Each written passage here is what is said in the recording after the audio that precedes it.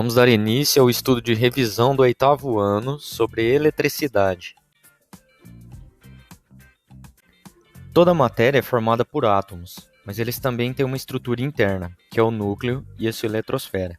O que vai diferenciar um elemento de outro é a quantidade de partículas existentes no núcleo. O núcleo é a parte central do átomo, onde está praticamente toda a sua massa.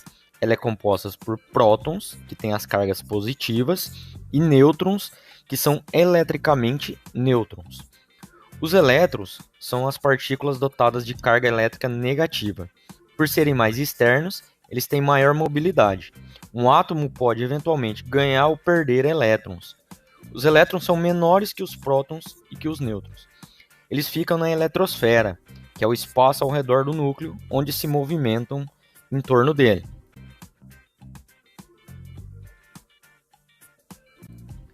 Para continuar falando sobre os átomos e as cargas elétricas, a gente precisa entender o que é uma força elétrica. A força elétrica ela mantém os elétrons em torno do núcleo, pois os prótons positivos e os elétrons negativos eles se atraem. Então a posição e a velocidade dos elétrons são tais que eles nem caem do núcleo, ou seja, eles não escapam do átomo. Já o equilíbrio eletrostático, os átomos têm a mesma quantidade de prótons e elétrons, ou seja, são eletricamente nêutrons. Isso, eles ficam em equilíbrio eletrostático. Quando um átomo perde ou ganha elétrons, ele fica eletricamente carregado, e aí ele recebe o nome de íon. Os prótons e os elétrons apresentam cargas elétricas de mesmo valor, ou seja, 1,6 vezes 10 a menos 19 coulomb. Essa carga elétrica é denominada de carga elétrica elementar. Como os átomos apresentam a mesma quantidade de prótons e elétrons, sua carga elétrica é nula. Então, ao ganhar ou perder elétrons, o átomo passa a ser chamado de íon. A lei de Dufay diz que as cargas elétricas de mesmo sinal vão se repelir e as cargas elétricas de sinal contrário vão se atrair.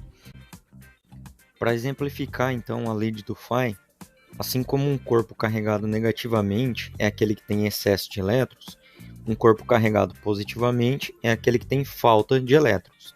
Então, usando essa ideia, a gente pode atualizar as pesquisas de Dufay e dizer que cargas de mesmo sinal, quando são próximas, elas vão se repelir, e cargas de sinais opostos, quando elas ficam próximas, elas vão se atrair. A carga elétrica adquirida por um corpo depende da quantidade de elétrons ganhos ou perdidos pelo material. O valor de uma carga elétrica de um material ele pode ser determinado pela equação que a gente está vendo, que é o Q igual a N vezes E. Ou seja, o N ele representa o número de elétrons transferidos, tanto ganho como perdido, o E é a carga elementar e o Q é a quantidade de carga do material.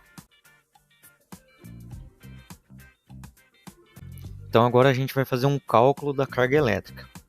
Propus um exercício assim, ó. Analise a situação. Qual a carga adquirida por um átomo quando ele perde 3 vezes 10 elevado a 19 de elétrons? Então a gente tem que colocar o Q, o N e o E, que é a fórmula. Q igual a N vezes E. E aí a gente joga esses valores. O Q é o que a gente está procurando. O N é o 3,10, que é a quantidade de átomos, quantidade de elétrons.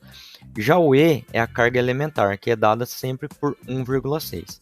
Então é só jogar esse valor na forma.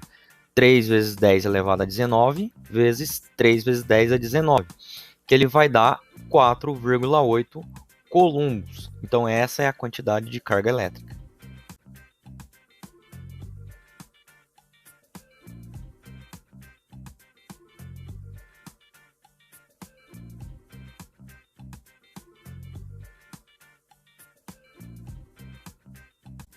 Bom, a gente vai comentar agora sobre os processos de eletrização.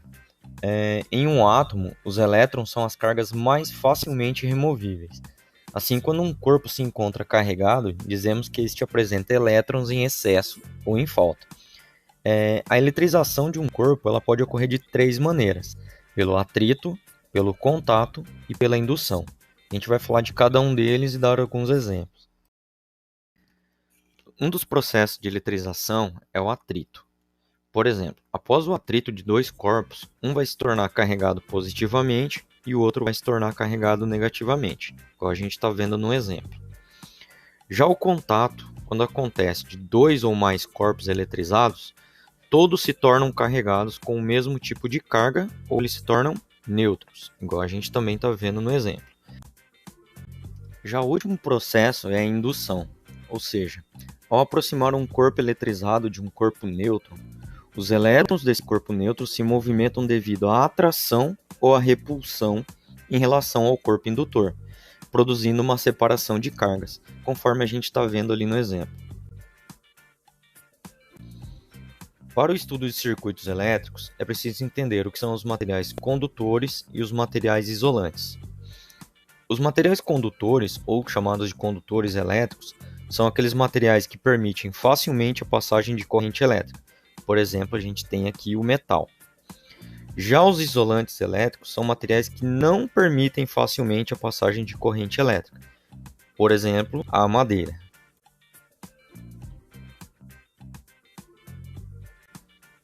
Bom, um circuito elétrico ele consiste de uma fonte de tensão ligada a um corpo condutor de eletricidade. A tensão ordena os movimentos dos elétrons e assim ele cria uma corrente elétrica. A corrente elétrica, então, ela passa por uma resistência que transforma a energia elétrica em outra forma de energia.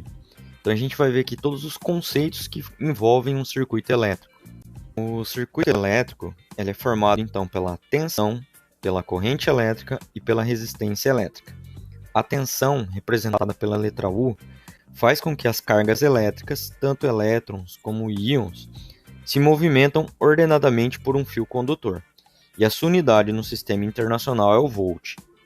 Já a corrente elétrica, representada pela letra I, é a quantidade de carga elétrica que passa pela seção reta de um fio condutor em um intervalo de tempo. A sua unidade no sistema internacional é o ampere. E a resistência elétrica, representada pela letra R, é o grau de dificuldade para a passagem dessa corrente elétrica. E a unidade no sistema internacional é o ohm. Então, um movimento ordenado de cargas elétricas é denominado de corrente elétrica. A intensidade dessa corrente elétrica pode ser definida como a quantidade de cargas elétricas que passa por um pedaço de fio ao longo do tempo.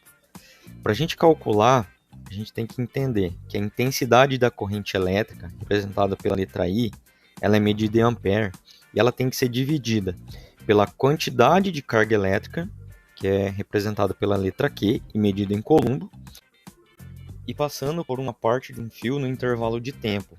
Esse tempo é representado pelo T e ele é medido em segundos. Então, a gente representa a forma de I, que é a intensidade de corrente elétrica, que ela vai ser igual a Q, pela quantidade de carga elétrica, dividido pelo intervalo de tempo. Então, vamos fazer o cálculo da corrente elétrica, seguindo o seguinte exercício.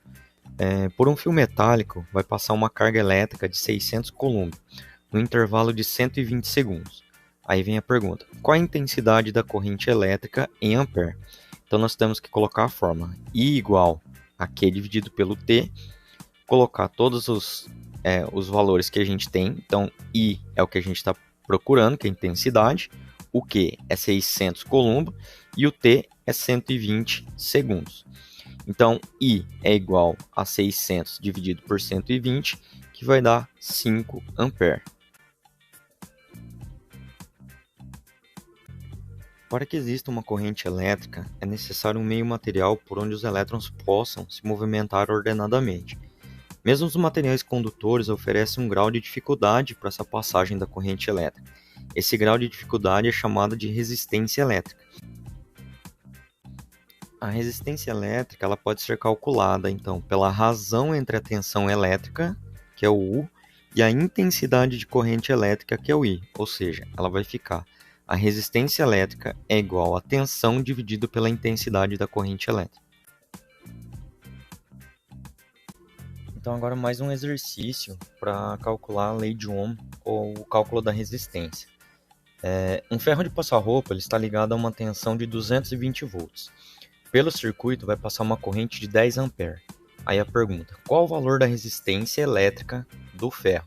Então Então a gente joga a fórmula de R igual a U dividido por I, coloca todas as condições que a gente precisa, tá?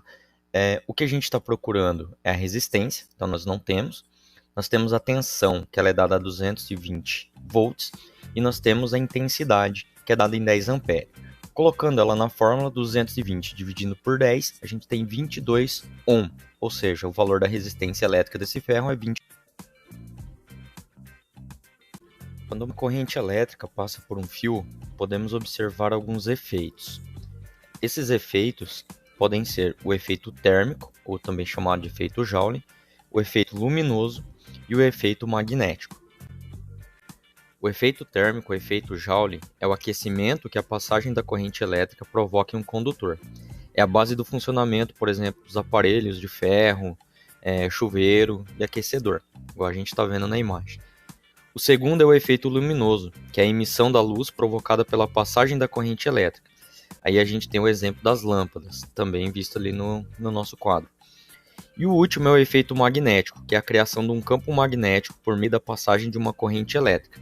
No caso, algumas fechaduras eletrônicas, conforme está ali no quadro também.